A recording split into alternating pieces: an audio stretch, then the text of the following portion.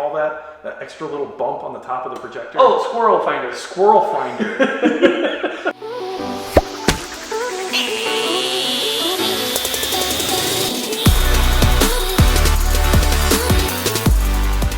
Hello viewers and welcome. It's your boy, the Grumpy Penguin, here with a special guest today. This is my buddy Chris, and we're gonna actually start looking at the headlights on this car. It's very much ahead of schedule. We're nowhere near driving this thing, especially driving it at night. But Chris is here, and he's in my shop today, kind of helping. They're working on some stuff, helping him with his car. So I thought it was a good time to film this video since we're both in the same place, and the car is here. So. Jason and I are basically old neighbors, became friends, both car guys. You had a V12 Jaguar. I did, I had a V12 Jaguar. I had a Volkswagen diesel that smoked more than anything than the V12 Jaguar. Yeah. Yeah, more than a V12 Jaguar. And that's why I was like, hey, I gotta be friends with that guy. My car is over there right now, we're over here. Basically, these are the old H4 sealed beams. Now these were like mandatory forever in the US, right? Yeah, like, forever. These were round, they had to be round too. Do you notice in the late 70s? Everything went to square because it was allowed. Yeah. And everybody's like, oh, square headlights are sexy. Well, we've went away from that now. Yeah. Round headlights are way cooler. Yeah. Unless you got these are cool. Square Chevy or something. And they're old, but yeah. Since they had to be round, nobody cared about them. Yeah, exactly. And they do have their merits. They put light on the road. They're super easy to change and they're super cheap. That's why your grandparents shudder to think you have to pay $50 for one bulb. You know, if you have like a D2S setup. Well, God help you if you ding up like a modern car's headlight. You know, I mean, oh like yeah. in a car I have a accident 15A3 over there. It's the pre-facelift, and each headlight is anywhere from $400 to $600. No, they're insanely expensive. And these, you can pull these off your other car at your back in the 60s or 70s, and everything was just interchangeable. It's glorious. But it had its merit. It had its merit. Now, if you want to upgrade now, you could do like a cheap eBay clear lens, and that'll throw more light on the road, but it's still not amazing. Okay. It might be amazing compared to these. And with those, and these are actually a hella. So, my viewers know I've owned this car for a number of years, and when I try not to make too much noise here, when I originally did the Krylon restoration that I did on this car, I put these headlights in here. So these are a Hella H4 conversion, so they're no longer a sealed beam. So the cool thing about these is they do take a bulb already. Okay, that is cool. And they are, I don't mind the lens of the look of the lens, I guess. Yeah. Lens of the look. And they were better than the sealed beams when I did the conversion. 100%.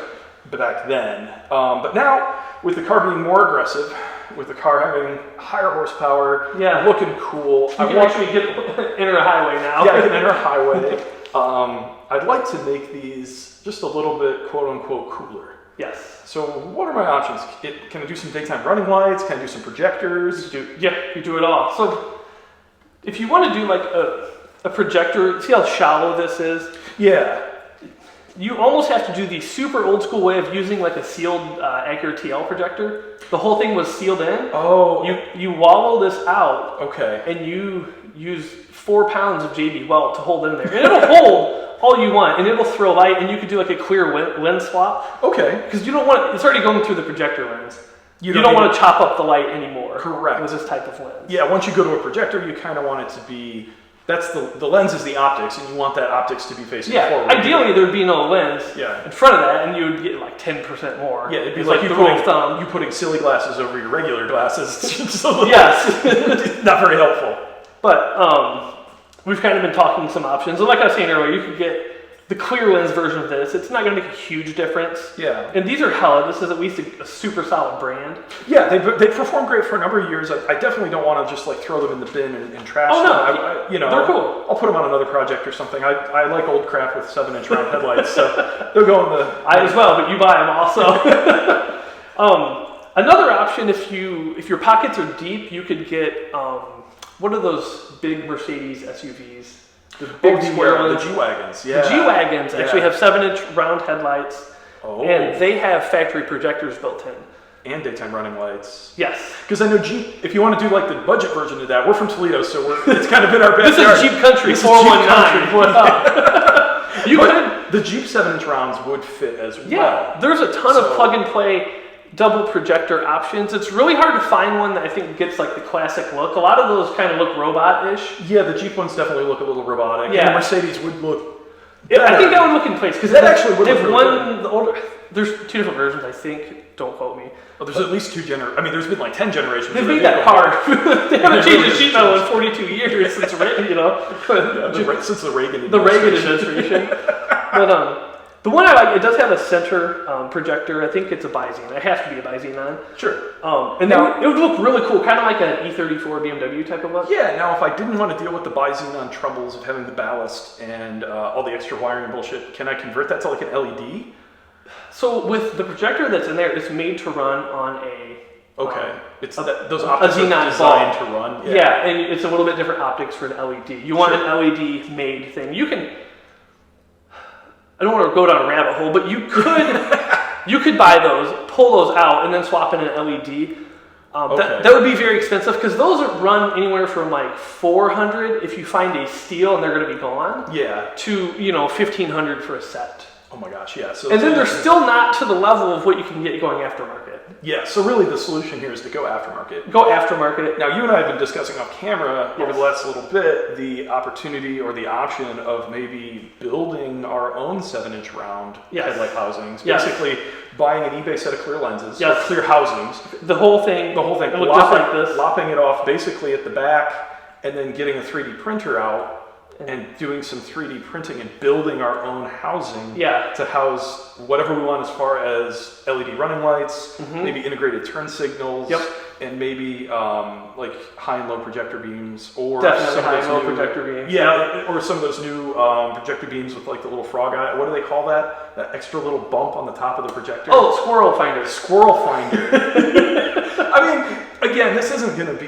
This isn't a toge car. If we lived where the mountains were, and that might matter. Yeah, and I was going to take it out on mountain runs. You would just put some little rounds here and just point them out. Yeah, and just let's just light the trees. We don't know what's up there. Really, for this car, in the track on the rain, like on the track when it's raining, it's probably a good thing to have some headlights. Obviously, some good headlights for. Yeah.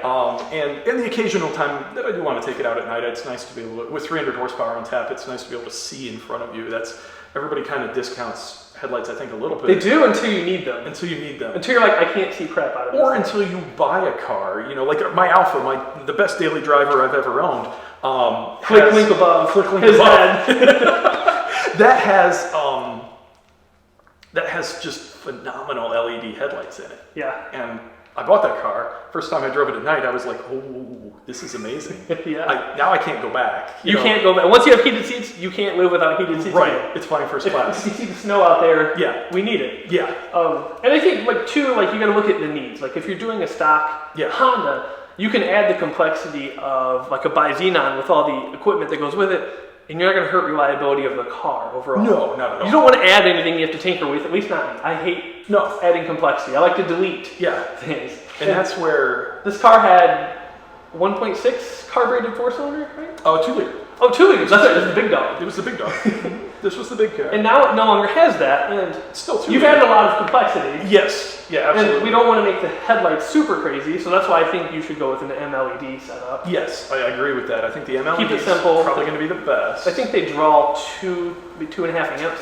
Yeah, and that's the other thing. We're not straining anything. Fairly small alternator on the car, so I don't want to run like a giant system. Yeah, it is a race car. Yeah, essentially, it's a track car. Yeah. So definitely.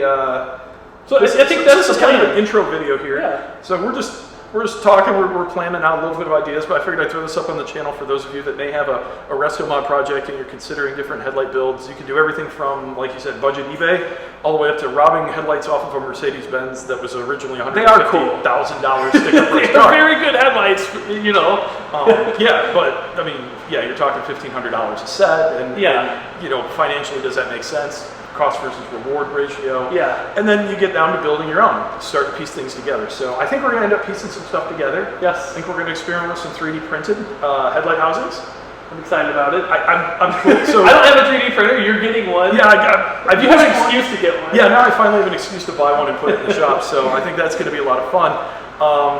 And I've done a lot of 3D printing in the past at a fab lab, and it's cool what they can do And the fact that you can buy one now I mean, I could buy the 3D printer, all the filaments, the material, the time it takes to do everything, and all the headlight component housings for less than that set of Mercedes headlights.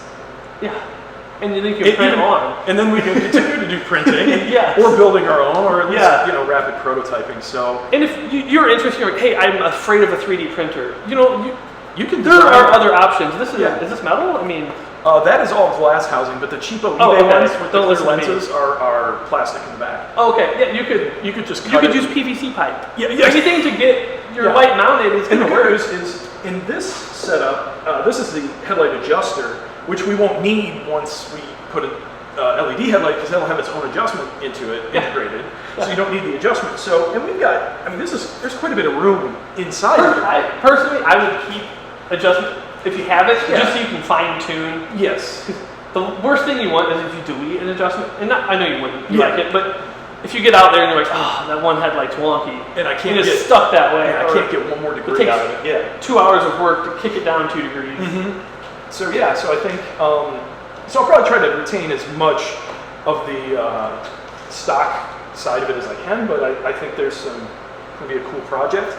Yeah. So this is like a little side project in addition to the giant project that we're working on. That's down the road. Yeah, I mean, this is one of those things where, as I'm probably the overall plan for this car is that I could dry build everything, take it back apart, and send everything out for coating and for paint and for send the chassis out to be painted and stripped and acid dipped and all the other things I want to do to it.